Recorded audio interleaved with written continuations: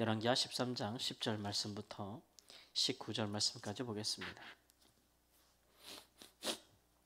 열왕기하 13장 10절에서 19절 말씀까지 보겠습니다. 유다의 왕 요아스의 제37년에 여호아스의 아들 요아스가 사마리아에서 이스라엘 왕이 되어 16년간 다스리며 여호와께서 보시기에 악을 행하여 이스라엘에게 범죄하게 한 느밧의 아들 여로보암의 모든 죄에서 떠나지 아니하고 그 가운데 행하였더라. 요아스의 남은 사적과 행한 모든 일과 유다 왕 아마샤와 싸운 그의 업적은 이스라엘 왕 역대지략에 기록되지 아니하였느냐. 요아스가 그의 조상들과 함께 잠에 이스라엘 왕들과 함께 사마리아에 장사되고 여로보암이 그 자리에 앉으니라. 엘리사가 죽을 병이 들매 이스라엘의 왕 요아스가 그에게로 내려와 자기 얼굴에 눈물을 흘리며 이르되 내 아버지여 내 아버지여 이스라엘의 병과 마병이여 하매 엘리사가 그에게 이르되 활과 화살들을 가져오소서 하는지라. 활과 화살들을 그에게 가져오매 또 이스라엘 왕에게 이르되 왕의 손으로 활을 잡으소서 하매 그가 손으로 잡으니 엘리사가 자기 손을 왕의 손 위에 얹고 이르되 동쪽 창을 여소서 하여 곧 열매 엘리사가 이르되 쏘소서 하는지라. 곧 쏘매 엘리사가 이르되 이는 여호와를 위한 구원의 화살 곧 아람에 대한 구원의 화살이니 왕이 아람 사람을 멸절하도록 아박에서 치리이다 하니라. 또 이르되 화살들을 집으소서 곧 집음에 엘리사가 또 이스라엘 왕에게 이르되 땅을 치소서 하는지라. 이에 3번 치고 그친지라. 하나님의 사람이 노하여 이르되 왕이 대6번을 칠 것이니이다. 그리하였다면 왕이 아람을 진멸하기까지 쳤으리이다. 그런즉 이제는 왕이 아람을 3번만 치리이다 하니라. 아멘. 여호아스가 죽고 그의 아들 요아스가 북이스라엘의 왕이 되어서 16년 동안 다스렸다고 했습니다. 그에 대한 짤막한 그 평가에서 그는 여로보암의 죄에서 떠나지 아니하였다 하였고, 그래서 그 아버지가 행한 그 여로보암의 죄에서 떠나지 아니하였기 때문에 근본적으로 이제 하나님의 그 노하심, 분노하심에서 벗어날 수는 없었습니다. 그러니까 그 죄 때문에 지금 북쪽에 있는 아람이 하사엘이 계속해서 이스라엘을 학대하지 않습니까? 근본적으로 그것에서 그 흐름을 바꿔놓지는 못했다라고 하는 것이에요. 그럼에도 불구하고 그 아버지 여호아하스 때보다도 하나님께서 그래도 이제 몇 번에 걸친 구원을 행하시는 모습을 볼 수가 있습니다. 첫 번째는 그가 왕으로 있을 때 유다 왕 아마샤와 싸운 것이 그의 업적이 되었다라고 했는데, 아마샤가 이제 북이스라엘과 사이가 좋지 않아서 이때는 그 전쟁을 했는데 누가 이겼느냐 그러면 이제 북이스라엘의 요아스가 이겼습니다. 그래서 그가 예루살렘 성벽을 많이 허물고 또 그게 있는 예루살렘에 있는 모든 곳간에 이제 은과 금과 또 존귀한 좋은 것들을 다 가져갔다 이렇게 얘기했으므로 북이스라엘이 유다를 이긴 업적이 있고, 또 하나는 오늘 말씀해 보듯이 이제 아람의 하사엘이 이스라엘을 학대하는 중간에 잠깐 숨을 쉴 수 있는 그런 때가 열렸다라고 하는 것이죠. 그것은 뭐 이 왕의 어떤 의로움과 거룩함, 백성들의 거룩함 또는 회개함을 인해서 그런 것이 아니고, 오늘 말씀해 보듯이 선지자 엘리사가 그가 이제 나이가 들고 하나님께 가기 전에 마지막으로 이스라엘 왕에게 이스라엘에게 베푼 그가 할 수 있는 가장 선한 또 배려라고 할 수가 있겠습니다. 이 요아스는 그 여로보암의 죄에서 돌이키지는 않았고 또 그의 통치가 하나님 보시기에 옳지는 않았지만, 그래도 이제 적어도 그 하나님의 사람 엘리사 선지자를 향한 그의 의지함이 되게 컸던 것 같아요. 다른 왕들은 이제 선지자 엘리사를 죽이려고 했던 왕들도 많지 않았습니까? 그래서 그로 말미암아 전파되어진 하나님 말씀을 싫어하고 또 그를 죽이기를 꽤 했던 왕들도 있는데 이 요아스는 그러지 않았던 것 같아요. 그래서 이 선지자가 늙고 병들었음을 듣고 친히 이제 병문안을 가가지고 그에게 울면서 또 부르기를 내 아버지여 내 아버지여 이스라엘의 병거와 마병이여라고 이제 이야기를 합니다. 그러니까 아버지같이 굉장히 의지했다는 것이고 그만큼 그의 상황이 굉장히 어려웠다는 것을 의미하고 있는 것이겠죠. 그 선지자를 의지할 때 선지자가 그의 손에 안찰하고 동쪽으로 창을 열고 구원의 화살, 여호와의 구원의 화살입니다. 쏘소서 하고 쏘고 이제 활을 내려치라. 그 아람을 진멸하기까지 칠 수 있으리라 했는데 왕이 이제 3번밖에 치지 않았기 때문에 진멸하기까지 치지는 못할 것이다. 3번만 이길 것이다. 이렇게 얘기하고 있는 것이죠. 그러니까 그 하사엘의 침공, 학대를 근본적으로 바꿔놓지는 못할 것이나 그러나 잠시 그들에게 하사엘을 그 물리침으로써 뭐 국지전이 되겠죠. 물리침으로써 잠시 이제 숨을 고를 수 있는 기회를 얻게 될 것이다라고 하고 있는 것입니다.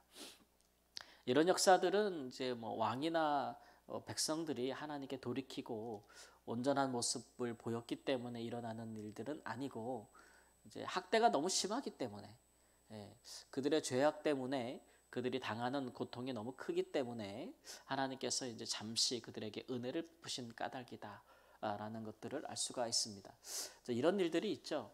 이제 하나님이 보실 때 이제 사악한 왕이 다스릴 때에도 나라가 잠시 부강하거나 또는 번성할 때가 있습니다. 그럴 때에는 그것이 그들이 잘하여서 그런 것이 아니고 이제 백성들을 불쌍히 여기심이에요. 왕도 타락했고 또 귀족들도 하나님을 떠났고 이스라엘 사회는 굉장히 타락했고 또 백성들은 고통받기 때문에 하나님이 마치 그 목자 없는 양같이 고통하는 이스라엘 백성들을 위해서 이제 잠시 그들에게 숨을 고르고 안식하고 또 번영할 수 있는 살 수 있는 기회를 이제 주시는 것이죠. 근데 이런 사인들을 이제 오해하면 안 된다라는 거예요. 이런 것들이 근본적으로 그들이 하나님 앞에 바로 섰다는 의미는 되지 않는다라고 하고 있는 것이죠. 신앙은 보다 이제 그런 분에서 훨씬 더 내면적이라고 할 수가 있겠습니다. 우리가 살면서도 우리 삶에 일어나고 있는 여러 외적인 형편이라든지 상황이라든지 그런 것들이 잠시 좋아지고 호전되었다고 해서 우리가 하나님 앞에서 우리의 신앙이 혹은 하나님 보실 때 우리의 삶의 모습이 또는 어느 한 국가나 어떤 사회의 모습이 정말 괜찮구나, 선하구나, 좋구나 이렇게 평가할 수 있는 것은 아니라는 것이죠. 단면적으로 비교할 일들이 아니다라는 거예요.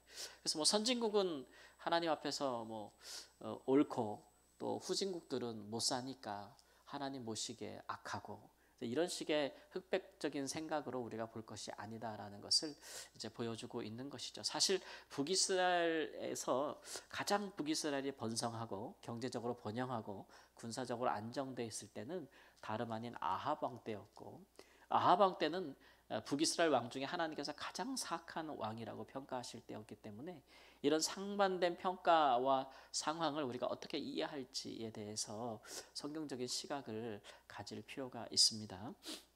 성경적인 시각은 그런 걸로 평가하지 않고 그들이 하나님 앞에 말씀에 온전히 서 있는가, 하나님의 도를 따라 행하는가, 하나님을 섬기고 있는가, 그것이 중요한 것이다 라고 있는 것이죠.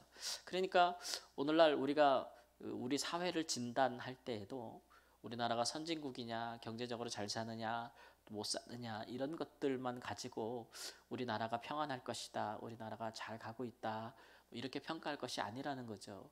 믿는 사람들의 기준은 우리나라의 통치자들이 하나님 앞에 하나님을 뭐 믿고 따르지는 않을지언정 그러나 하나님이 기대하시는 공의와 정의를 시행하고 있는 자들인가, 공평을 행하고 있는 자들인가 이런 평가 기준, 또 얼마나 우리가 잘 살고 부강한 나라인지를 떠나서 우리나라 백성들은 도덕적으로 윤리적으로 하나님 앞에서 또 믿는 하나님의 백성들은 하나님 앞에서 온전한가 이런 것들에 대한 평가를 가져야 될 것이다 라는 것을 오늘 말씀에 보여주고 있습니다. 특별히 이제 엘리사 선지자를 통해서 하나님께서 구원을 행하시는데 하나님께서 홀로 그저 그 아람을 다 이렇게 진멸하기까지 치시겠다고 하는 그런 의지를 표명했음에도 불구하고 왕의 일에 합당한 믿음을 보이지 않았을 때에는 3번만 이기게 할 것이다 라는 그 제한을 받는 것을 볼 수가 있어요. 그것은 이제 하나님께서 모든 것을 다 임의로 단독적으로 행하시지 않는다는 것이고 그런 일들에 사람의 믿음의 행위와 사람의 순종에 이제 제한을 받는다라고 하는 것이죠. 하나님이 사람의 행위에 구속되는 것은 아닌데 하나님께서 그것을 보시겠다는 것이겠죠. 그러니까 하나님께서 우리와 이제 더불어 행하시거나 또 구원을 행하시는 모든 행위는 그것에 이제 도구가 되는 사람들 또는 수혜자들의 믿음이 중요하다라고 하고 있는 것이에요. 우리가 신약에서도 예수님 오신 후에 예수 그리스도를 믿는 모든 자들에게는 하나님께서 주시는 온전한 완전한 구원이 우리에게 허락되어질 것이지만, 그러나 그때가 오기 전까지는 완전한 완성된 구원을 우리가 예수님 오실 때 얻기 전까지는 우리의 믿음의 행보가 굉장히 중요하다는 것이죠. 현재적인 구원은 우리가 하나님 앞에 믿음으로 얼마나 동행하고 얼마나 믿고 얼마나 순종하는가에 우리의 삶의 많은 부분이 달려있다. 이런 부분들은 하나님이 단독으로 행하시는 것이 아니다라고 하고 있는 거예요. 우리와 더불어 우리와 함께 행하시는 것이다. 우리 상관없이 행하시는 우리 예수님의 구원은 그가 십자가를 지시고 우리를 구원하신 일과 그 다음에 그가 다시 오심으로써 우리의 구원을 완성하시는 일은 우리랑 상의 없이 우리랑 논의 없이 우리가 할 수 있는 일도 아니고 우리가 참여할 수 있는 일도 아니기 때문에 예수님이 지셔야 되었던 십자가요, 예수님의 다시 오시는 그의 왕된 권세로 이루어지는 일이기 때문에 우리가 참여할 수 있는 바가 없어요. 그러나 그 전까지, 그 때까지 우리가 이 세상에서 살아가는 우리의 삶에 있어서는 하나님의 모든 일과 하나님의 모든 역사에 하나님이 우리와 더불어 함께 하시기 때문에 구원을 이루라. 구원을 기다리라는 말보다는 구원을 이루라라는 말씀이 있어요. 모든 일에 하나님께서 우리와 함께 하시겠고, 함께 할 때에는 우리의 믿음과 우리의 행위가 하나님이 얼마큼 어떻게 역사하느냐에 중요한 역할을 한다라는 것, 우리도 참여한 바가 되었다라는 그런 것들을 말씀해주고 있는 것이죠. 그래서 우리는 지금 믿음에 있어서 수동적인 삶을 살지 않습니다. 그래서 그저 기다리고 그저 하나님이 다 해주시기를 바라고 그런 것이 아니라 주님을 믿고 주님을 의지하고 우리도 한 걸음 더 나아가고 하나님의 뜻을 행하고 또 하나님께 적극적으로 구하며 기도하며 이에 또 믿음의 기도한 대로 믿음을 따라 준행하려고 하는 열심이 있고 노력이 있고 이런 삶이 하나님과 더불어 함께 살아가는 삶의 중요한 모습이라는 것을 보여주고 있는 것이죠. 그런 일들에 있어서 우리 믿음의 사람들은 하나님이 어떤 분인지를 알고 그에 합당한 믿음과 삶으로 나타나시기를 우리 주 예수님의 이름으로 축원합니다. 아멘.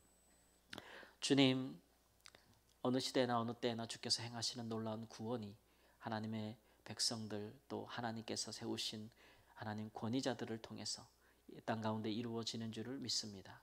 오늘날 하나님께서 우리를 사랑하시고 우리 가운데 은혜를 베풀려 하심에 있어 그를 바라고 소망하고 기대하고 또 하나님 믿음으로 참여하고 행하는 하나님의 사람들이 우리의 삶의 곳곳에 하나님 우리의 가정에 또 우리의 하나님 교회에 또 우리의 사회에 하나님 그 역할을 다하는 빛과 소금된 역할을 다하는 하나님의 사람들이 있게 하시고 그 역할을 다하는 자들로 말미암아 하나님의 큰 구원의 역사가 일어나게 하여 주옵소서. 이 일에 하나님 소망과 또 믿음을 품고 나아가는 귀한 하나님의 사람들이 우리 교회 성도들이 되게 하시고 언제나 하나님 앞에서 옳다 행하시는 그것을 주저하지 아니하고 믿음으로 행할 수 있는 하나님의 귀한 백성들 될 수 있도록 하나님의 귀한 일꾼들 될 수 있도록 주님 인도하여 주시고 우리의 삶 가운데 반드시 뿌리 뽑아야 할 죄악과 또 하나님이 행하시는 구원에 있어서는 그것이 다 없이 하기까지 그것이 온전히 다 이루기까지 믿음의 하나님 진전을 보이고 행하는 자들이 될 수 있도록 하나님 은혜 위 은혜를 더하여 주옵소서. 이 새벽에도 이 아침에도 하나님을 향하여 거듭 기도하는 것이나 중요한 일이나 우리가 알지 못하는 일에 대하여 간구할 때에도 성령께서 인도하심으로써 기도함이 먼저 앞서고 응답이 뒤따름으로써 우리의 삶의 주의 온전한 뜻이 이루어지게 하여 주옵소서. 존귀하신 예수님의 이름으로 기도합니다. 아멘.